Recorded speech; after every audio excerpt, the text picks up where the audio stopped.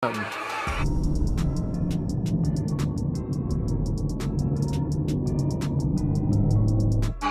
when he tried biting.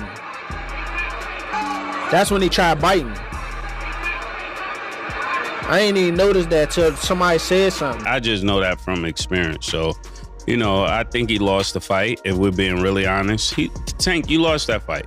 I mean, the only reason they gave you the fight was because you would make more money as a champion.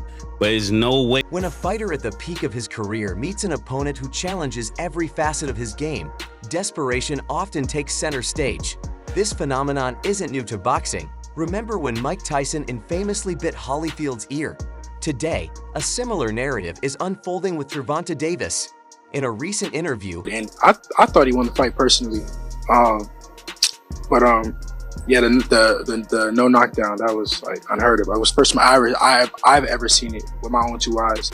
And Lamont Roach revealed just how far Tank was willing to go in the ring, citing instances where he resorted to unsportsmanlike tactics. From taking random timeouts to even attempting to bite an opponent's ear, these actions have sparked widespread disappointment among fans and critics alike. To the Tank fight, and when he took the knee, do you really think he had grease in his eye?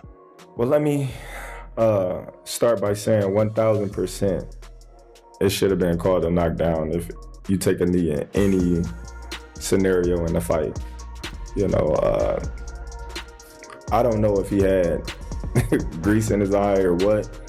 I know he took a knee, and that should have been called a knockdown. Questioning the integrity of a fighter once celebrated for his raw talent. Adding fuel to the fire, Terrence Crawford has voiced his concerns over the officiating in Gervonta Davis' recent bout on a high-profile podcast hosted by Shot. I'm not. He's a champ though too, undefeated. And what champ? Come on, man, tell me what belt. You know boxing. You forgot Devin Haney is undisputed. Devin Haney got all the belts. He the champ. Nobody else the champ. I'm gonna come up here where the big boys at. Crawford didn't mince words as he argued that Davis's decision to take a knee should have been ruled a knockdown. He maintained that any fighter who voluntarily kneels should be held accountable in the same manner as one who is knocked down by an opponent. I don't know, man. I can't keep reiterating how disappointing Gervonta Davis has been as far as the resume is concerned. If this is about as manufactured a star as you can make, and anybody who is going to defend that is really got to get their groupie lenses checked, because I've never seen a guy with this many pay-per-view headliners have not a single Hall of Famer on his resume. Not a single win on Gervonta Davis's. Moreover, Crawford was quick to question why the referee halted the count prematurely, a move that, in his view, hints at a level of favoritism that goes beyond just the knockdown debate. In a bold move, Crawford even claimed that Roach deserved the outright victory. Boxing, you just never know. Yeah. Yeah. That's why I say in boxing it's better for you to just fight the best. Because if you lose, you lost to a fighter like you, a dog like you. But if you lose to a fighter with a lesser of a name, and you're supposed to win or a performance like this, it hurts your rep. Pointing to the fact that Roach was far busier and more aggressive, landing a greater number of clean shots while Gervonta Davis overly cautious and inactive during the key rounds. Crawford's analysis didn't stop there. He argued that although Gervonta... People want to discredit thing, he's still a pound-for-pound fighter. Yeah. What do you think about that fight that happened? You thought it was just an off night, or? Everybody has an off night. Everybody has an off night. Shit, I had a night and crew. Everyone has a night. Davis managed to assert control in the middle rounds. Roach dominated the early and final segments of the fight. This early aggression, combined with an unwavering hunger to secure victory, forced Davis into a state of desperation, leading to the questionable tactics witnessed in the ring. According to Crawford, Tank simply met an opponent who outclassed him in every conceivable way. Once Roach managed to Gervonta Davis' Sego and impose his own game plan, there was little left for Tank but to resort to desperate measures. This perspective not only casts a shadow Gervonta Davis, but also highlights the critical importance of strategy and adaptability in high-stakes matchups. Did Gervonta Davis take a knee, and should he have been deducted a point and in the end lost that fight to Roach, in your opinion? Yeah, in my opinion, if it was a draw, he take a knee. And plus the corner go up and put it a towel in the face, that's a disqualification for sure. I'm talking about the rule. Not everyone sees the situation Gervonta Davis in a purely negative light, however. Holly Malik Nagy, a vocal critic in the boxing community, didn't hold back in his assessment. He branded Davis as a protected fighter who has been carefully managed throughout his career, avoiding genuine challenges that could expose any weaknesses. Malik Nagy argued that this latest fight was nothing more than a manufactured spectacle. Skill for skill, none of these guys can mess with me. Like, nobody. Like, I feel like my skills is way better than like Floyd. Like, if I'm on my game. Well, yeah, I take that back. Probably hand in hand. But skill wise, nobody on TV that's fighting right now have more skills than me. Nobody. Like, talking about top to bottom list of fighters that's fighting on TV. So what that got to do with you being, I guess, embarrassing? Like, because again, we seen you make posts on a story like the fight not happening. Like, cause I don't never want to, like, me not doing my job like all the way, like me not training all the way. A scripted event designed to maintain the illusion Gervonta Davis invincibility. He was particularly scathing about the referee's decision to halt the count, suggesting it was a clear indicator of favoritism.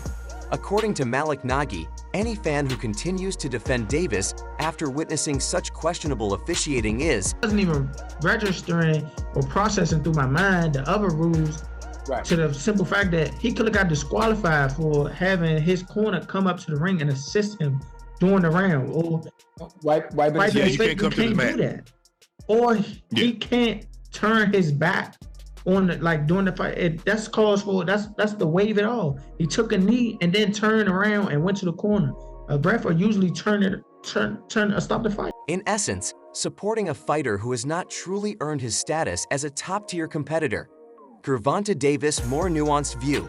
While acknowledging that Davis had a tough night, Garcia attributed the struggles to a long history of careful matchmaking that has ultimately left Tank unprepared for real adversity. In Garcia's eyes, Davis' current predicament is the inevitable result of years spent avoiding genuine challenges. I'm not sure, bro. I'm definitely not sure, but hopefully we could get it before. Nah, it probably won't be this year. He pointed out that Davis should have been facing top champions long ago, but his career has been cushioned by opponents who were never truly on his level. This protective strategy, while beneficial in the short term, He said he open do a rematch. You want to fight? 100%. It's only a matter of time. We're gonna fight. We're gonna fight again. It's just whenever the fight gonna happen. So it's gonna happen. It's gonna happen. has now backfired as fans and pundits alike express their frustration. With the recent bout exposing the flaws in Davis's approach, the backlash has been swift and unforgiving. Relly Romero echoed these sentiments, asserting that even a fighter of Tank's caliber can have an off night.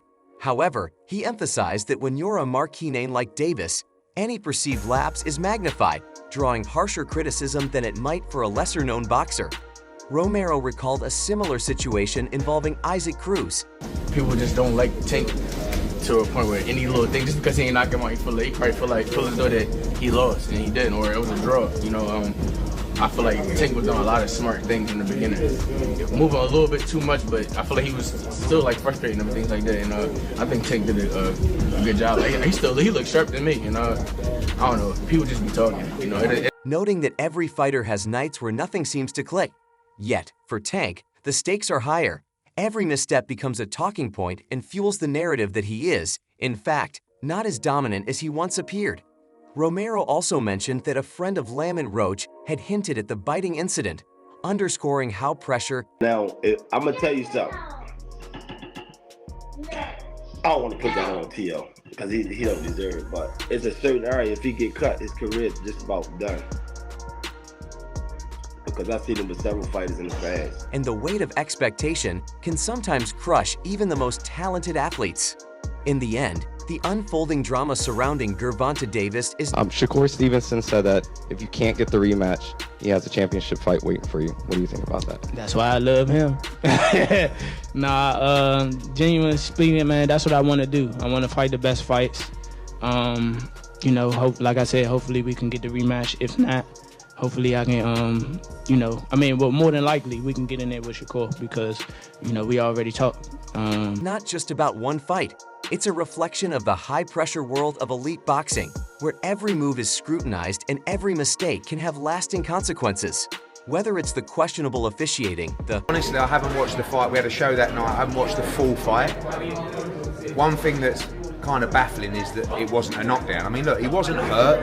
There's no doubt about that. But if you take a knee in the fight and you touch down, whilst punches are being thrown, it has to be a knockdown.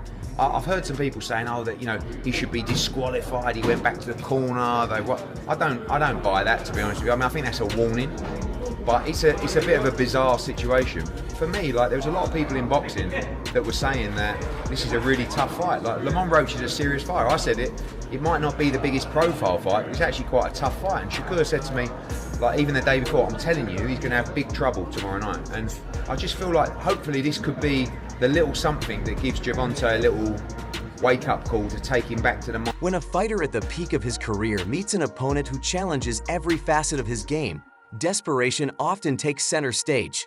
This phenomenon isn't new to boxing. Remember when Mike Tyson infamously bit Holyfield's ear?